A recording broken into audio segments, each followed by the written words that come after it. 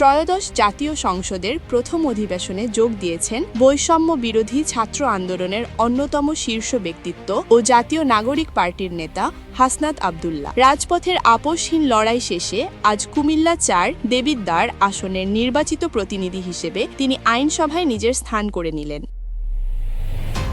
একজন সাধারণ রাজমিস্ত্রির সন্তান হিসেবে নিজের পরিচয় দেওয়া এই তরুণ নেতার সংসদ যাত্রা বাংলাদেশের রাজনৈতিক ইতিহাসে এক অনন্য দৃষ্টান্ত স্থাপন করেছে। জুলাই বিপ্লবের পর গঠিত রাজনৈতিক দল জাতীয় নাগরিক পার্টির ব্যানারে কুমিল্লা ৪ দেবিদ্বার আসন থেকে নির্বাচন করেন হাসনাত আব্দুল্লাহ। গত ফেব্রুয়ারি মাসে অনুষ্ঠিত সাধারণ নির্বাচনে তিনি বিপুল ভোটে জয়লাভ করেন।